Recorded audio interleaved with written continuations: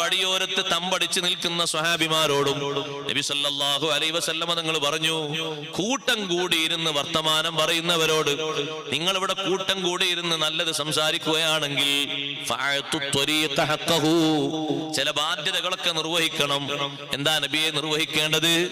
ആദ്യമായി കഫുൽ അദാ, ഒരാളെയും ശല്യം ചെയ്യാൻ പാടില്ല. ശല്യങ്ങളൊക്കെ നിർത്തണം. ഇതിലൂടെ ആണുങ്ങൾ പോകും, പെണ്ണുങ്ങൾ പോകും, അതുപോലെ തന്നെ ശരീരത്തിൽ അംഗവൈകല്യമുള്ളവർ പോകും, പ്രയാസമുള്ളവർ പോകും. ഒരാൾക്കും ഇടങ്ങേറുണ്ടാക്കരുത്. റദ്ദുസ്സലാം, സലാം മടക്കണം. ഗള്ളുൽ ബസർ, കണ്ണ് നോക്കാൻ പാടില്ലാത്ത ദൃശ്യങ്ങൾ വരുമ്പോ ചിമ്മിക്കൊടുക്കണം.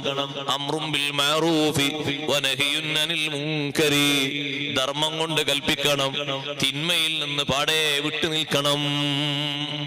അതവിടെ ഇരിക്കുന്ന നിങ്ങൾക്ക് ബാധ്യതയാണ്. ഈ നിയമങ്ങളൊക്കെ പാലിക്കാൻ കഴിയുമെങ്കിൽ ഇരുന്നാ മതി. അല്ലെങ്കിൽ നിങ്ങൾ പള്ളിയിലോ മറ്റു സംസാരിക്കാൻ പറ്റുന്ന സ്ഥലങ്ങളൊക്കെ പോയിരുന്നോളൂ. അവിടെ ഈ വിഷയങ്ങളൊന്നും വരൂല. നിങ്ങൾക്ക് അവിടെ ഹദീസ് പറയാം, വിഷയങ്ങൾ പറയാം, ചർച്ചകൾ നടത്താം, അതുപോലെ തന്നെ സംശയങ്ങൾ ദൂരീകരിക്കാം, ഒക്കെ ചെയ്യാം. ഇവിടെ വഴിയോരങ്ങളിൽ ഇരിക്കുമ്പോ പ്രത്യേകം ചില നിയമങ്ങൾ പാലിക്കണം. കാരണം പൊതുവഴി എന്ന് പറഞ്ഞാൽ എല്ലാവർക്കും പോകാനുള്ള വഴിയാണ്. അതിലൂടെ പുരുഷന്മാരും സ്ത്രീകളൊക്കെ പോകും, ദുർബലര് പോകും, പരിഹാസിക്കുന്ന ആൾക്കാർ പോകും, പലരും പോകും. നിങ്ങളെ ഭാഗത്തുനിന്നുണ്ടായി തീരേണ്ടത് ഈ ഉത്തരവാദിത്തങ്ങളാണ്.